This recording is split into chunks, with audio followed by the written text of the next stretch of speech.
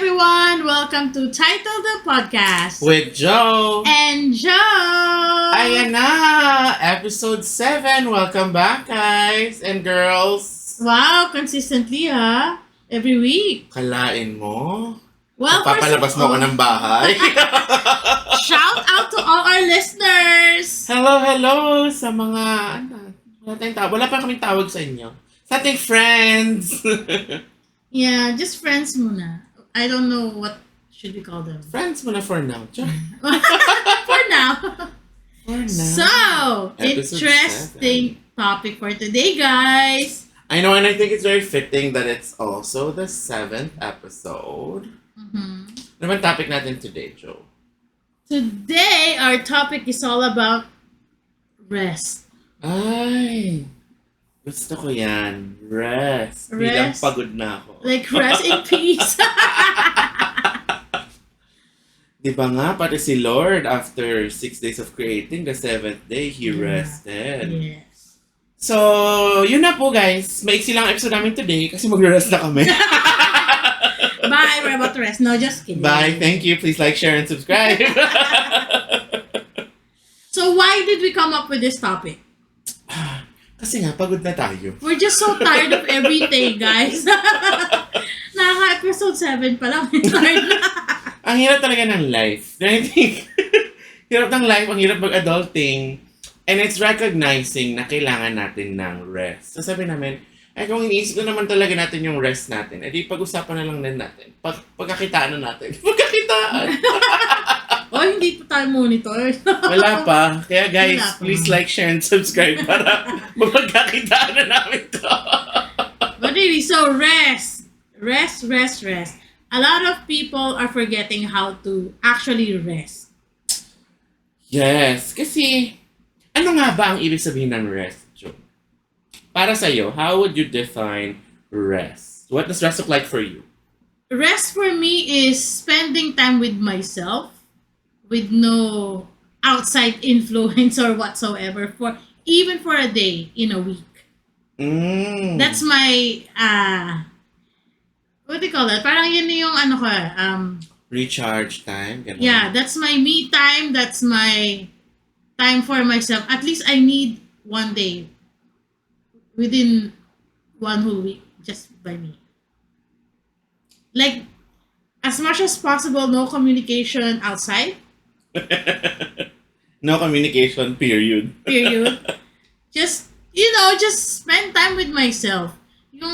I do whatever I want. If I want to watch a movie, if I want to sleep, if I want to do some projects, that's my rest time in a sense. Or just not do anything. Totoo. Sa akin, almost similar, pero honestly, when I think of rest, ang una ko talaga naisip, sleep. Bilang sa hilig ko talagang matulog. Yeah. But I think, if I were to think about why I like sleep so much, and what about sleep I like, it's that I feel like kasi in sleep, there's that stillness. There's that quiet. It's like, the world fades away, everybody else fades away. My brain gets to stop running, gets to quiet down. And then my body also gets to rest. I think it's like, for me, the ultimate rest, other than rest in peace. It's yung resting peacefully asleep. Kasi parang, di ba, everything stops. Yeah. So I get to be, and I get to just be. I think that, for me, is what I really like about it. It's just, parang sa'yo, na walang outside influence, walang anything outside. Ako lang. Pagtulog talaga, ako lang. That's very, kasi for me, and you know this, I am insomnia. I always have a hard time sleeping. Or even staying asleep. So, sometimes in the middle of the night, I wake up and hindi na ako nakakatulog. Ay, hirap ng ganun. So, that's why sobrang important sa akin yung rest. Not even to sleep, but to actually rest. Rest your mind, your body, your soul. Totoo. Parang active rest. Yeah. Yung Kaya I like din yung word na recharge, 'di ba? Kasi para siyang hindi lang siya yung iiwan mo. Like when we're talking about say electronics, 'di ba? You don't just like leave the phone there or you Mm. leave your laptop there or you leave whatever gadget there. That doesn't recharge it. Mhm. 'Di ba? Like parang, oh, nakapagpahinga nga yung phone mo, nakapagpahinga yung whatever gadget mo. Pero hindi naman siya na-recharge. And I think that's what I'm hearing when you're talking about actively resting. Na hindi lang siya yung, basta ititigil ko lahat yung ginagawa ko. No, it's Mhm. actively deciding na, ititigil ko siya. But also doing things na feeling recharged, na feeling Yeah. restful. Na kahit na rest shouldn't just be and isn't just about stopping everything. Because sometimes, no, there are instances where or when you sleep, but you feel more tired waking up. Totoo. So that's not really resting. Kahit na you slept, let's say, 8 hours, Pag masama talaga tulog mo, no? yeah, Kulang talaga there pa are din siya. really those situations where, you woke up at the wrong side of the bed, di ba? There's a Woke saying up, like, wala na sa bed. woke up like this. I woke up like this. So, yeah, yun ang mahirap. And ako, I don't know why, it has been, it has been a while since I really can say I had a restful sleep. Ang hirap ng ganun. Mm. Siguro, kailangan mo ng bagong katabi. Or maybe a new bed. And you ba, shout out sa mga sponsor dyan na may pakama. A new bed, my gosh. Totoo. Well, sige, so speaking of that, what are some activities or some things that you've done or that you do na you find restful? Kasi ba you talked about kanina, you just want to be alone, it's your good time to recharge away from like work, from friends, from family even. What are some of the things that you do in those moments na, carved out moments for yourself that you find restful? Get lost in the music. Ay, gusto ko Yeah. yan. Like right now, I'm so into this band. Yan na naman po kami. Shout out Steve Token. Parang every other episode may pa-shout out sila. Kahit di naman nila alala. Anyway, so right now, I'm listening to them almost 24/7. Mm. Anywhere and everywhere. Like even through my sleep. Yan, Sleep Token. Yeah. It kind of relaxes me to just listen Mhm. to like the music that you really love listening to, or sometimes even the sound of the rain, Mhm. or I like thunderstorms, ganyan, yung mga sounds na ganon. Just something to relax White you. noise. Yeah. Just something to relax you. Yeah. Yun for me. That really helps me to actually put my mind and body to rest. Ano bang, paint me a picture of, say for example, weekend. Di ba ngayon, nagre-record tayo weekend. And you usually work, di ba, Monday to Friday. So you usually get weekends off. So on a weekend na hindi tayo nagre-record, wala kang errands to do, how would you, what's the whole experience like? Like you just turn on your phone and play Spotify, or how do you enjoy yung music? I either just listen to music or watch movie, Netflix, whatever. Or what's that? Just do nothing. Do you do anything else when you're listening to music? Or just listening lang talaga? I try to meditate. You can. Mm-hmm. Try to meditate. Or ako kasi when I know I'm sleepy, I will not stop myself from sleeping any time of the day on the weekend. Mm. So even if it's like in the middle of the day, let's say 12 noon, 1 o'clock. Pag tinamaan ka ng antok, Yes. go. Because that's the only time I can actually sleep or yung nagkahabol ng sleep, Mm-hmm. catch up on my sleep. That's the only time I can do that. All throughout the week, absolutely not. Recipe for disaster. Kung gusto mong ma-fire, sleep whenever. Absolutely not. Yeah. So weekend, kaya I really need that at least one day for just me. Gusto ko yung sinabi mo about, on the weekend, you're giving yourself, basically what I'm hearing, you're giving yourself permission to do what your body's telling you to do. And I think that's part of what's important about resting.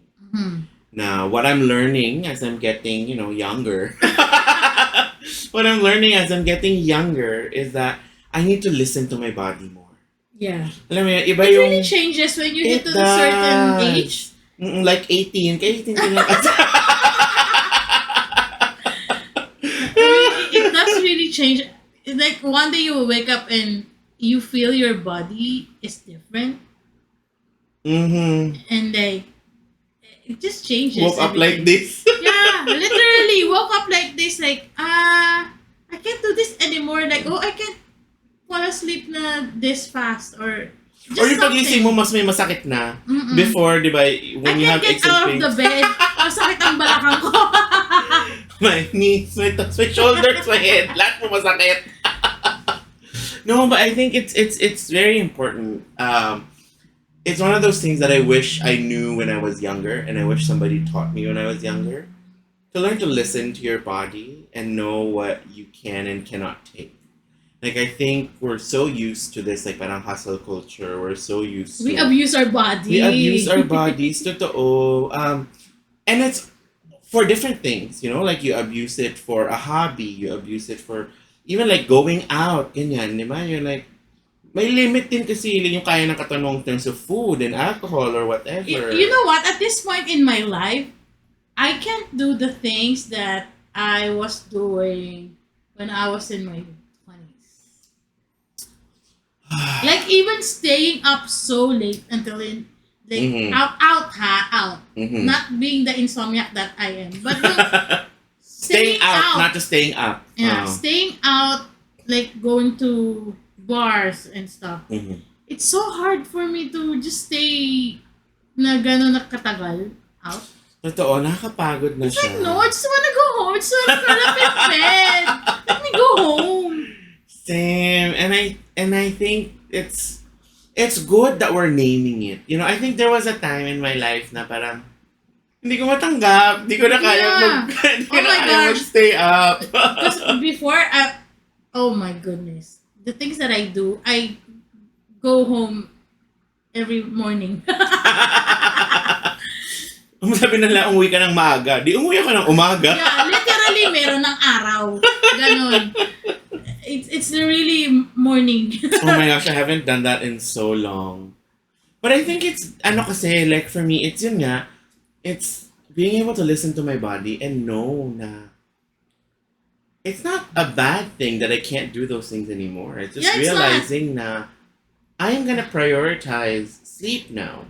Because I think even back then, even when, we were younger and we were able to do that, I think our bodies knew. Like, there's a reason we were overcompensating by drinking more, by eating more. Kasi napapagod ka na talaga. But back then, we did not know how to listen to our bodies. Not just that, even traveling. Ay, totoo. Ang dami natin. Dati sabi ko, basta magta-travel ako, I just need my stuff. Ngayon, Yes. kailangan ng neck pillow, kailangan ng kumot, kailangan ng compression Oh my God. socks. Like even I have to go to this place. Before, like even going to the mall. I was a mall rat when I was younger. Like literally almost every day I was at the Wala ka mall. naman kasi ibang magawa sa Pilipinas kung di ka na sa mall. Yes, but now it's like no, I'll just stay home. Ang dami kasing tao sa mall. Like even before marami na ring tao sa mall kasi the mall has the air conditioning. Tama. And you can do whatever. You can watch a movie, you can eat out, shopping. But now it's like, no, I don't want to go out na. I'll just stay home. Yeah, you've named something na, as not only have our bodies been changing as we're getting older, I think our brains and our minds are also changing. So much so that what we find restful now might not have been necessarily the same things we found restful in the past. Yeah. No, like I think for me, you're right. I used to also enjoy just going out. I used to enjoy hanging out with my friends sa mall. Tama ka, wala kang mas magawa ng mga Yeah. kapanahonan But natin like pag mainit. you can never stay home when you were younger. Kasi walang magawa sa bahay. But now, Now I wanna just stay home. I don't wanna go out. exactly. Tsaka maybe siguro part din dun yung energy levels natin changing na we needed to burn off more energy. I Whereas ngayon it's know. like, I just wanna sit, curl up with a blanket, read a good Yeah. book, watch a good movie. Like now I understand what they're just saying like 30 years ago. Grabe ka, ka-18 ko lang mo. But you know what I mean? Na parang, when you get older, you're gonna feel this and that. You won't be able to do this and that. Oh, talaga? Parang, oh, really? Really? But now it's really happening. It's really happening. It's real. My gosh, aging is real, guys. And sa mga listeners namin na kaedad kong 18 or mga mas matatanda na or somebody younger, Or katulad ko ng 19. it's important talaga to be able to start learning to listen to your body, however old you are now. Yeah. And then being able to tailor what rest means for you based on what your body is telling you. Mm-hmm. Like, sabi nila, di ba, there's, introverts, extroverts, ambiverts. And I think there's some logic to that. And I do believe, for me personally, I think of myself as an introvert. So for me, You're totally not. I'm totally not wrong. Introvert po talaga ako, guys. I am Kaya- the introvert one. I know, same tayo. Anyways, bago kayo mag-away, ang sinasabi ko kasi, it's when listening and understanding that there are activities and there are things that might be restful for some people, Yeah. but it's not restful for me. Mhm. And restful for me might come across as boring or a waste of time for other people. But That's it is true. restful for me. And that's, it's a skill and it's one thing that I'm still learning. Dahil bata pa nga ako. I'm still learning how to balance that. How to actually listen to my body. How to actually know na this is what I need in this moment. And then doing it. And then honoring the fact that I needed that or I need this. And then sitting with that. Diba? And a lot of people that doesn't really have rest or not prioritizing their rest, they develop anxiety, may depression, mga ganyan. They develop some sort of Or- mental illness. Yeah, or chronic illnesses, like sa body mismo, di ba? Like our bodies need that rest. It needs whether it's sleep or it's, actually not pushing your bodies too much, di ba? Yeah. Like, kaya nga for athletes, even for athletes, important yung rest. Kasi part ng development Lalo na at sila. training nila. Exactly. Parang we think, no, I need to push my body to do. You push it to a certain extent, to build tolerance. To, Everything has a limit. Yes. And you can't push past certain things without giving your body the time to rest. Yeah. Gusto ko yung na-point out mo na, some people don't prioritize it. But I think the other side of that also, there are some people na kahit man gusto nila prioritize, hindi nila ma-prioritize. So it's like, I'm thinking about what are some of the barriers na you and I have in terms of resting. And I think for me, some of those barriers are adulting. Responsibilities. Yes. Now, we both work a 9 to 5 job. So even if feeling ko hindi pa ako rested, kailangan gising na ako kasi kailangan nang pumasok sa work the next day. Oh, tell me about it. Sometimes I work until midnight. Mali yung char. Don't. Because I have to work on something, diba? So, it depends on the day. But then you have to be up early in the morning for your next work. And you need the job, Like Yeah. it's not like you're working till midnight and it's not like you're doing all these things because you just want more money to be more comfortable. No. It's like there are actually needs that that you have. That's why you need to do this work. And so I think, it's recognizing also for me now, I'm blessed to be able to have this work, be able to have a 9 to 5. Pero yung totoo, constraint din siya to an extent. Yes, of Na course. ngayon, I'm learning na the responsibility is on me to move some other things around. To make sure I give myself the permission and the space to rest. Kasi And the like, time. and the time, exactly. Like, alam kong 9 to 5 ang work ko, which means I know I have to be up by like 7:30, 7:45 so that I can leave the house mga 8:15, 8:30 to make it to work pag hindi work from home. So then you work backwards. Na, okay, Mm-mm. I want 6 to 8 hours of sleep at least, which means kailangan asleep na ako latest by midnight. You have to Which, set yourself some boundary on or mm-hmm, goal na kailangan by let's say 10 p.m. I'm in bed na. yes, Like which, downtime. which means I need to put my phone away, hindi na scroll ng scroll, you know. Pero mahirap. Kaya ganun. I want to prioritize rest and I'm trying to prioritize rest. But there are days and there are times na hindi siya talaga priority. Or wag naman puro rest ha, ang i-prioritize. Mama, nakalimutan na yung responsibility. It's Flip all side rest. pala. I'm so tired. I just need rest right now. And there's also such a thing as mental rest. Uh-huh. So, at this day and age, there's a lot of things that kind of influence our minds. Social media, or Social whatever. media, and more social Yes. media, and more social media. And kahit naman yung mga news or what, diba? Nasaan galing? Sa social media din.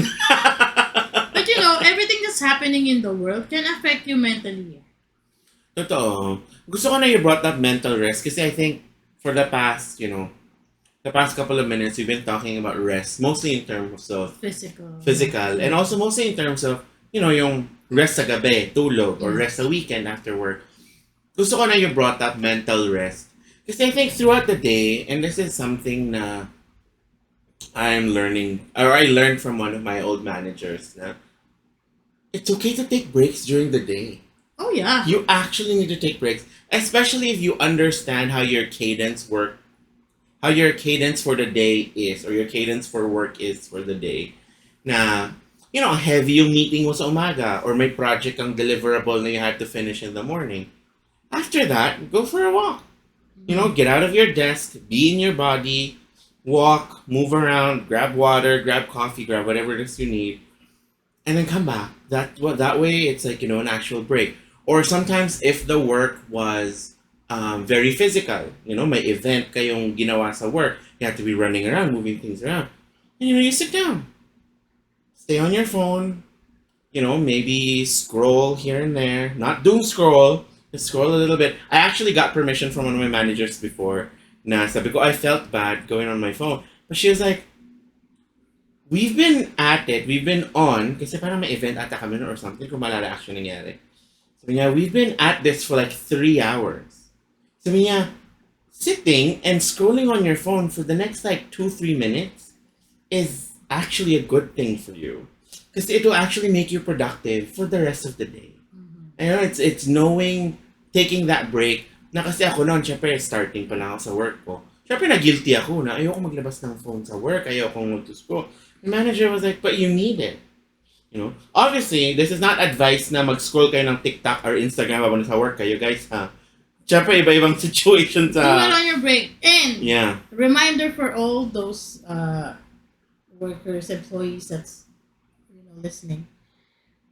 Take your break, guys. Never skip your break. Take your You're break. entitled on your break. You're entitled for that break. So, take your break. Take your break. Tsaka kasi hindi ka machine. Yeah, it's good to get out of your chair, no? Kailangan yun kasi it actually makes you more productive after. Kaya kailangan Sometimes nakatawan you mo. just need, fresh air or a nice walk. Sabi nga ng isang coworker ko, may isa akong coworker na triathlete siya. So very healthy si ate mo girl. Eats very healthy, runs, cycles, tas swims. A couple weeks ago, meron kaming very intensive na workshop. 1 whole week kaming workshop sa work. Tapos parang at the end of the day, sabi niya, alam mo, medyo nainggit ako dun sa mga smoker natin kasama. Sabi ko, bakit ka nainggit sa smoker? Sabi niya kasi yung smoker, parang fixed yung break nila, may lalabas sila magsusmoke. Tapos parang sa kanya, siya nagilty siyang lumabas maglakad-lakad sa labas. Whereas feeling niya, ay sila, lumalabas, nagsusmoke. Ako hindi ako makalabas. Sabi ko, what's stopping you? You know, Yeah. it's a break. We're all going on break. We all need the break. It's a very intensive, very draining kind of workshop. If you need to step outside, walk around the building, it's a nice day. Go. Oh, never feel guilty if you're taking a break as long as it's within, the allowable break Yes. sa work. That's Yes. okay. Don't feel guilty about it. Back na naman tayo sa communication. Very Mm. important. Di ba? Paalam mo sa manager mo. Paalam mo sa mga kasama mo. Hindi bigla kang nag-disappear. Yeah. Sabi, ay kasi I needed rest. Sabi ng podcast na narinig ko. Wala kaming kinalaman dyan. Sinisimo pa kami. Yeah, so take your break. It's important, especially yung sabi mo nga very mga hectic schedule or work. Mhm. Napaka-importante. It's very important to have that little break once in a while. All throughout the day, not just one. That's why we have 15 minutes coffee break, Mhm. half an hour lunch break, then 15 minutes Coffee break ulit. afternoon coffee Mhm. break. So, it's designed like that for a reason, guys. So, you use it. You use it for your own benefit. Ito. And I know, and I'm speaking to myself when I say this. I know sometimes it's tempting to keep going. Yeah. You're like, oh my gosh, may momentum na ako. Ay, natapos yung project na yun. Kaya ko pa. Go, go, go. But, you're not a machine. You know, I keep repeating that. I have to remind myself na actually, I'll probably do better if I actually take a break now. Mhm. And I've noticed that happen a couple of times na, I'll be so productive. It's like a good hour and a half, good hour 45. I've been doing everything I need to do. Tapos, I know I'm supposed to be taking a break. Pero sabi ko, hindi, kaya ko pang i-push to. But then I can only push it for another half an hour. Tapos after nun, I crash. Kasi very draining yung ginagawa ko. As opposed to, if I actually listened to my body and took a break after the first chunk of tasks like I planned to do, I probably would have been able to continue working a lot longer. Yeah. Understanding yung cadence nga ng work, being able to honor the fact that we need rest. Kasi nga ma-burnout ka. Yes. Ano ba yung burnout na yan? Burnout, it's like Nasunog. you burn all your energy to one thing. And Naubos na. or you burn your energy doing whatever you're doing, and then you get so tired of it. Sometimes it results into just quitting. Mm-hmm. Which you wouldn't have Burnout gotten to ka. that point if you rested. Yeah. And we understand, sometimes the reason for burnout isn't you. Diba? Minsan it's the work environment. Minsan Other people. other people. Aha! Ayan na. Next episode. The Other Who. people burns you out. My gosh. No, and they're not gonna burn me out. I'm gonna burn them. Wow. Yeah, just- HR issue. HR. No, I think, it's, paano masabihin to? It's recognizing and understanding your circumstances also. Mm. Like, maybe it's not a good place for you to stay in. Diba? Pag, If you feel like burning people, yeah, probably not. Tama. Hindi kasi there are places na value your mental health. Or Of value course. even your physical health. And those are good places to be in. And if your work right now doesn't allow you to have some of those rests built in, then maybe it is something for you to consider. Do you want to stay here? What does it look like? What does rest for you look like? Can you structure your days where you get rest elsewhere and you can survive like this?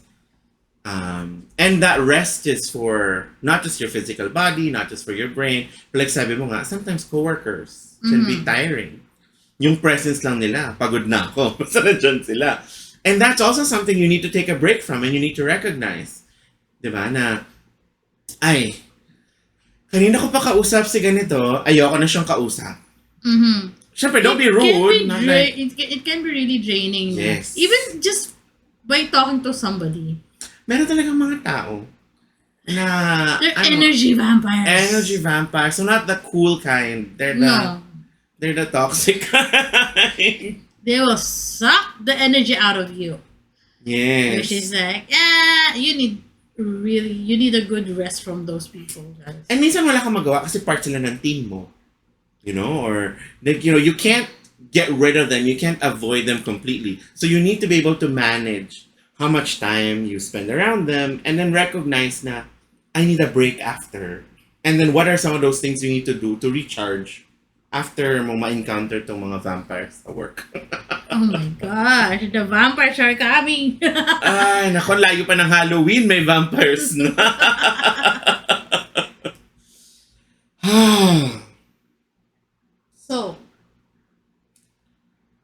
So, what else about resting?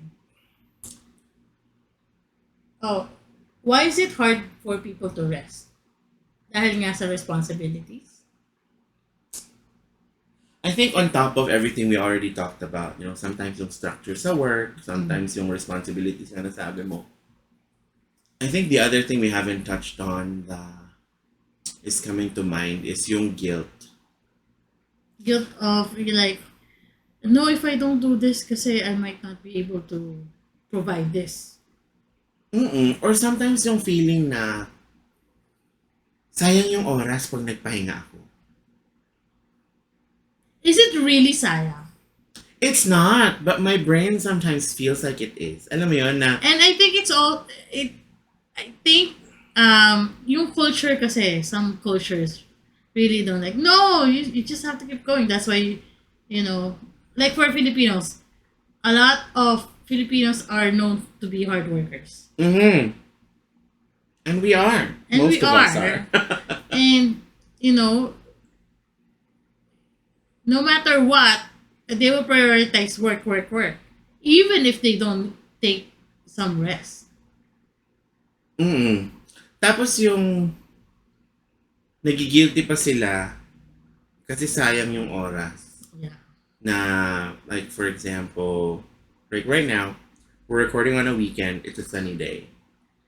And then if you decide to rest, and yung physical rest na nasa bahay lang, it's like, ay, sayang, I should be going out, I should be doing this. But then also, take a step back. Ano bang work mo sa Monday? Di ba very physical? Sure kang gusto lumabas this weekend? Well, me, I'm not gonna go out in that bright sun. Sorry. Si Joe po kasi ay ibang klaseng vampire. Medyo allergic po siya sa araw. Now, if it's a cloudy day, I would go out. Yeah. And that's the thing, di ba? Na what's restful, I think we talked about this kanina. Not only do you want to listen to your body when it needs rest, you also want to listen to your body and know what's restful for you. Yeah. There are a lot of people that would enjoy this weather. Sayang guys, wala tayong video, hindi nyo makita yung weather. Basta maganda, maniwala lang kayo maganda yung weather, maaraw. There are some people na this is very life-giving for them. Para silang mga halaman. Pag nabilad sa araw, masaya sila the next day, di ba? Nakapag-photosynthesis sila. Pero may mga taong katulad mo, maarawan, nalalata. Ayoko lang na init, but when I was doing a lot of walks before, I find it very relaxing. And somewhat, parang gives me some sort of rest to just be in nature. Na parang it clears your mind, and you're more calm. So, Alam ko yun kasi yung place na nagwa-walk ka, di ba, sa may tubig pa. yes, so right beside the river. Sa may tubig, there's the sun, there's the water, there's the wind, and then there are plants. Yes! Tapos walang gaanong People. walang gaanong cars. So walang gaanong noise pollution from the cars. Wala ding smoke pollution from And the then you cars. just listen to your music. You just get lost. You walk for an hour and that's good enough. Yeah. We should do that. We just need to get a good mic para mapag-record tayo ng lakad. Narinig na tayo humihingal. Guys, sabi ko nga kasi,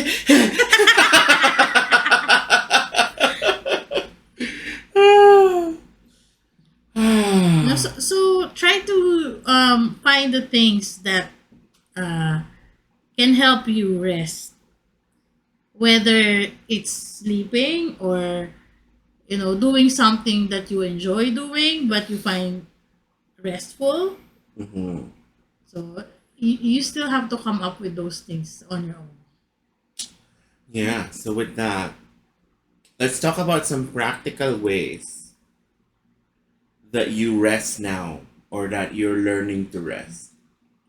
What are some of the ways na practical tips and tricks for resting? I think we touched on some of them, but want to be top three ways na Aside from recommend mo. sleeping.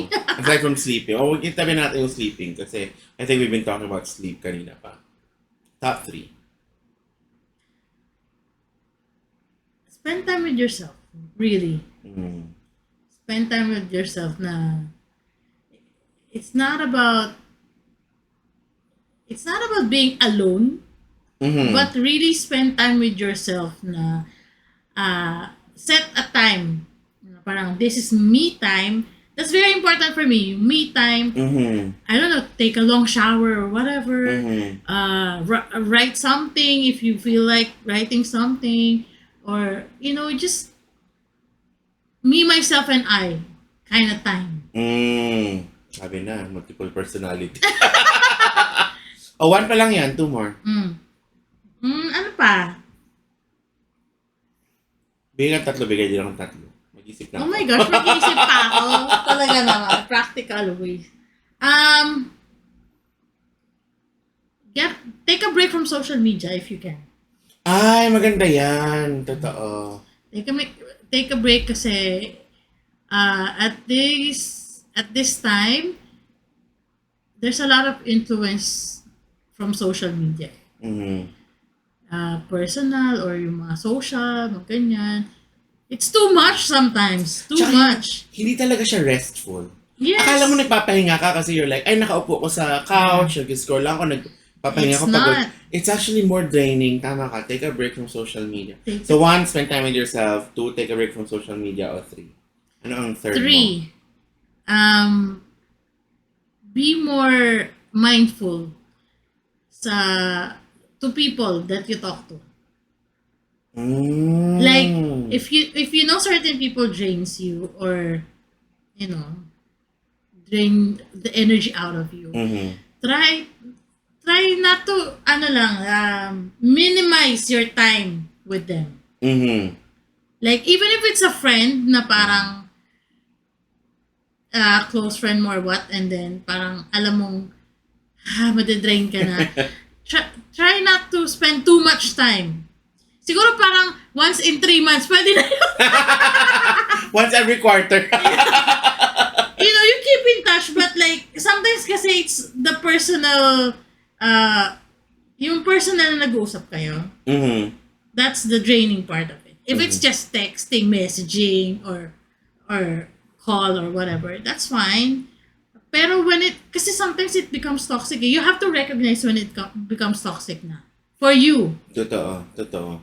So, those 3 things. So, spend time with yourself. Mm-hmm. Minimize your Minimize media. social media or take a break fully if, Yeah. which you should every now and then. And then be mindful of the people you talk to and spend time with. Yes. Sa akin, 3 practical tips. Wag na, maganda na yung sa'yo. No, 3 practical tips for me. Hindi mo sinabi, so ako na magsasabi. Kasi kanina mo pa naman sinasabi. Music. Yes. Enjoy music. Actually, let's expand it. Enjoy art. Enjoy art. Enjoy music. I strongly believe that... I believe... I strongly believe that part of what we're created to be is we're created to be creative people. We're created to be creative individuals. Whether or not you believe na creative ka, you have the capacity to enjoy and to appreciate art. It might be different kinds of art, diba? Like some people enjoy the abstract art. Some people like technological art, technological advancements. I still think those are art. or something as basic or as complex as like different kinds of music. Diba? Find art that is life giving for you. Whether it's Yes. listening to music, finding a new artist, going to a museum, going to an art gallery, enjoy the art that was created by people who poured their heart and soul into something they've done. I think for me, I've realized some of the songs that I enjoy listening to is not just the artistry. It's not just because magaling yung kumakanta, maganda yung pagkakakompose, maganda I'm recognizing the emotion and the humanity that's gone into the song. And I think that for me is very life giving, it's very restful. To be able to hear Mm-hmm. music like that, to be able to enjoy music and art like that. That's number one. Number two, practical way of resting. Be in your body. Mm-hmm. Do things that engage more than one of your senses. Yeah. Go for a walk, like we talked about a while ago. Go for a run. Maybe working out is good for you. Working out while having music in your ear, or cooking a meal, or eating good food. Or even eating something simple, but spending the time to actually like. Ako kasi sometimes I would eat tas nanonood ako ng YouTube. So then hindi ko naman sobrang na-enjoy yung pagkain ko kasi in my head, I'm just like, I want to multitask. Again, sayang yung oras, but I only Yeah. have like an hour for my lunch. I want to be able to watch this video, learn this thing, and also eat my food because it's nourishing for my body. And I realize the times when I take deliberate time to eat, mas restful yung time. And enjoyable. Mas enjoyable Mm. kasi not only, especially if it's good food, like home cooked meal, when Yeah. I get to go home and I get to eat my mom's cooking, ganyan, I get to sit there and it's engaging all my senses. Diba? Like I hear the plates clanging, people eating around me. Generally kasi pag family meal, diba? You can smell it, you can see it, diba? The different Mm-hmm. colors on your plate, and then tasting it. Just have embodied experiences, whether that's walking, that's eating, or like I mentioned mga kanina, shower. Like I Mm-hmm. think taking a long shower is relaxing and is restful. Because you're also engaging a couple different things. But like it's a sense of touch, water Yeah. running through your body, the heat filling up your lungs as you inhale the steam, or as you smell yung aroma ng shampoo mo, ng soap, yung ganyan, and it's just a feeling of washing things away from you. Just And even be the sound of the water. the sound of the water. Exactly, we were talking about kanina, sabi mo nga yung white noise, like hearing Mm-hmm. thunderstorms, ganyan. And it's that. So find experiences that would put you in your body, embodied experiences. So yan, first, enjoy art. Number two, find embodied experiences. Oh my gosh, ang hirap nga nito. Pangatlo. Pangatlo, I think I would go with what you said, pero expand it a little. Sabi mo pangatlo is to be mindful of the people you talk to, diba? To be able to put boundaries. Yes. Sa akin, I would go a different direction, pero similar. Similar but different. Similar but different. Same but different. Connect with people that you know are people that add to your life. Not add in an economic sense na ay binabayaran niya ako or kliyente Yeah. ko siya or whatever. Add in terms of people na you talk to and Enrich your life. enrich your life. Yeah, exactly. I love that. Yung enrich your life. The people that you talk to, people that you connect with na after mo yung mag-usap, masaya ka. After yung Yes. mag-usap, feeling mo empowered ka. I can do anything. Yung mga Yes. ganon na, People will Um, actually add positivity in your life. yes, people that add positivity in your life. I like that. Yung enriching. It's a different kind of enriching. I mean, syempre maganda na yun kung bibigyan ka ng pera ng friend tayo. Baka naman. Pero yung enriching na, because I also believe, di ba, na as created beings, as a Christian, I believe we're created. As created beings, we're created for community. We're created for connection. Yes. And you're not meant to be connected to everybody. You're not course meant not. to be giving into or giving to everybody around you and receiving from everybody. That's too much. But in your life, I am sure, and I really hope you can recognize this because it's very sad if you don't have this. There's at least one or two people in your life that you actually look forward to talking to them. You look forward to hearing from them. You look forward to spending time with them. And these could be people na are your significant others. They could be your parents. They could be your siblings, your best friend. Just people na alam mo pag kinausap mo, mas masaya ka after. Those are the three things. So enjoy art, have embodied experiences, and then connect with people that enrich your life. Wow. Yun. So, total 6 tips yan ha. So, the first from Joe is... Alam, nakalimutan ko na yung first from Joe. Wala ko. Patay! Ano na yung Mo first? na agad. Basta yung third mo is to be mindful of the people you're around. Spend time with yourself kasi yung first eh. First is spend time with yourself. Second, ang hina ng memory ko, kailangan ko na ng rest. What was the second one? Spend time with yourself. Tapos, Social media. take a break from spend time with yourself. Take a break from social media. Be mindful of who you're connecting with. So sa akin naman yung tatlo, enjoy art, have embodied experiences, and choose to connect with people that enrich your life. So yon ang aming So top if 6 you tips guys have other tips and tricks and tricks or other things that you wanted to Suggestions, yeah. add, you can comment. Yeah. And as we're wrapping up this episode, the other thing I want to talk about is, we've given tips. We've given the importance of why it's important to be resting. We've given out concrete tips, practical tips on what are some of the things you can do to be restful. Now, ito question ko sa'yo, Joe.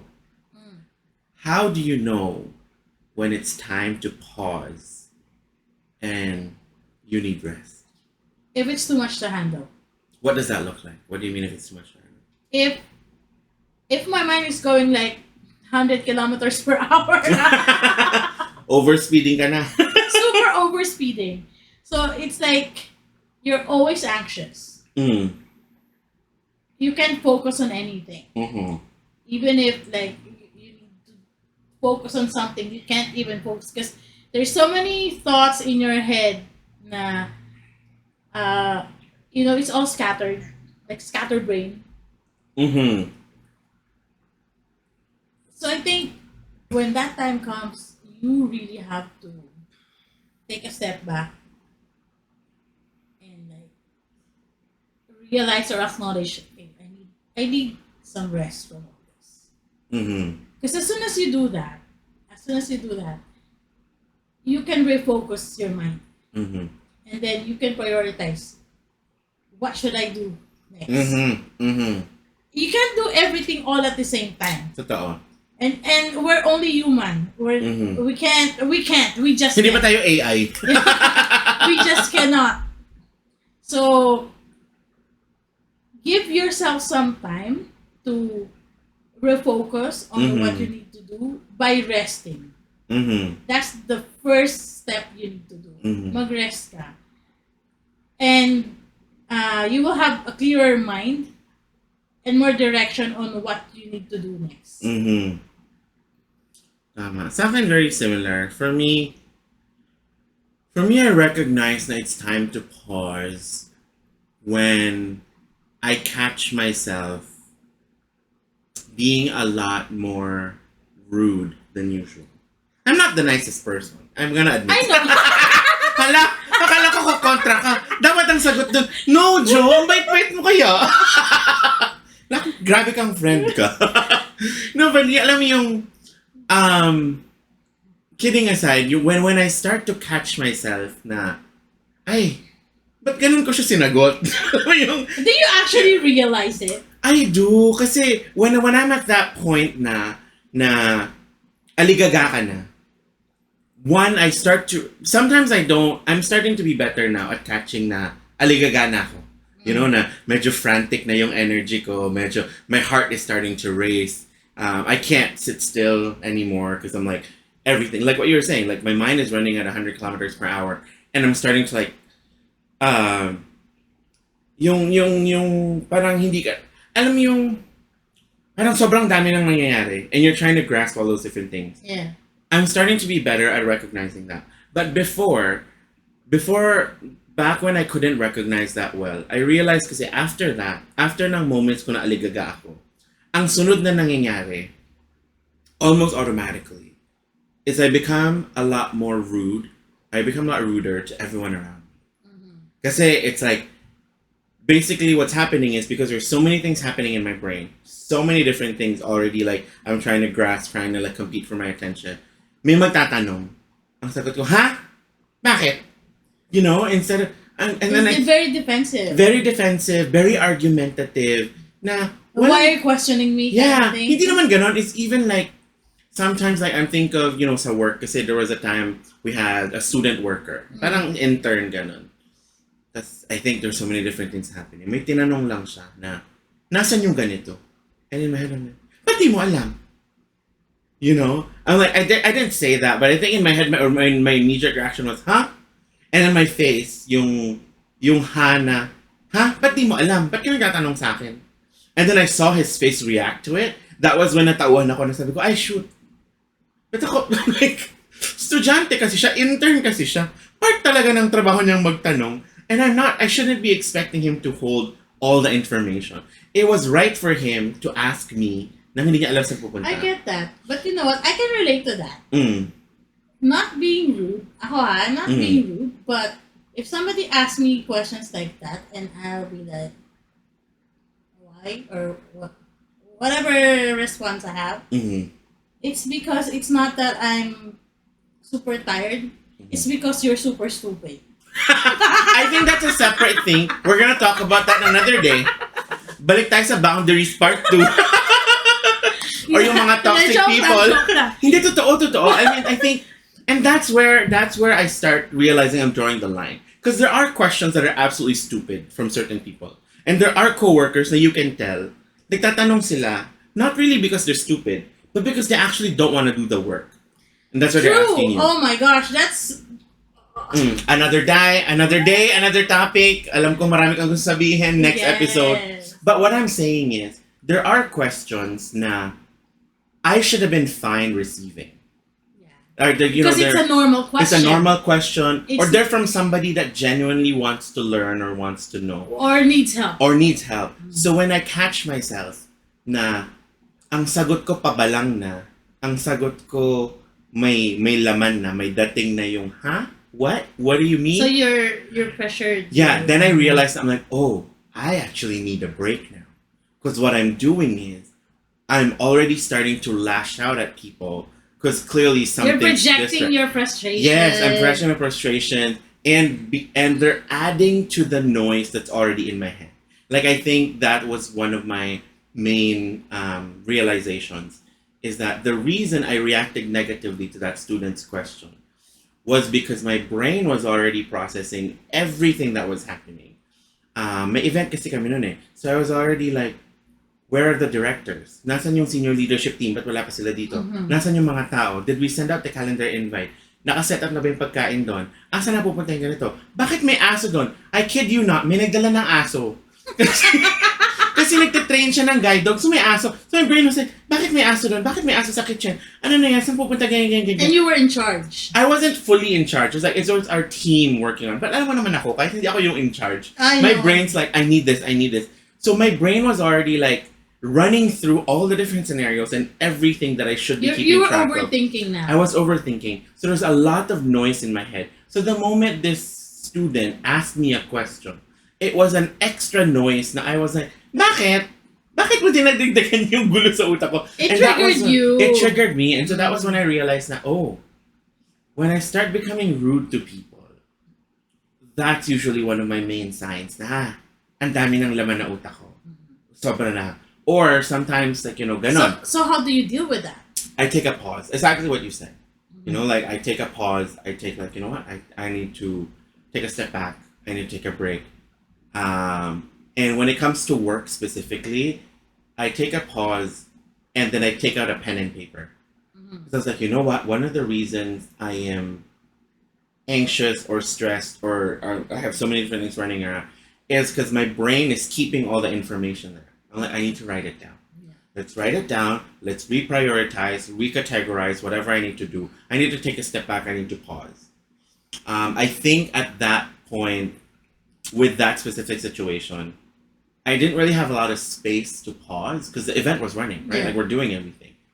So what I did was I took a breath. I answered the kid, and I, gave him something to do so that he had to go back to the other part of the event. And I stayed in our office, I think, for about 2 minutes. I was just like, I'm just gonna stay here. I'm gonna try to look for something that I know we need here, and that's just gonna be my focus. So my focus for the next 2 to 5 minutes is to stay in this room, looking for. I think it was a Sharpie that I was looking for a Sharpie that I need. But even after I get the Sharpie, I'm gonna sit in this room for a little bit. Just breathe it out, breathe in, breathe out, like embodied experiences. Yeah. Like what I was saying, that feeling of let me feel my body again. Like, okay, where am I standing? Where am I sitting? What am I feeling in my clothes? Like, oh, I feel my jacket. I feel my sweater. Okay, it's cold, but I feel hot because I've been running around. Just like that, naming certain things in my body so that my brain is forced to think about the present and the now and then breathe through it. Meron akong sticker sa desk ko from yung mental health program sa work ko na square siya, tapos may rough surfaces. Kasi it's supposed to be for square breathing.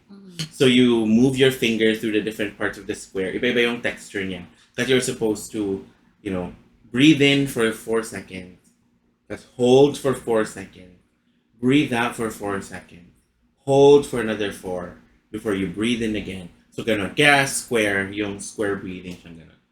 Sometimes I'll do that, when I have time to like hold the square and move my finger around.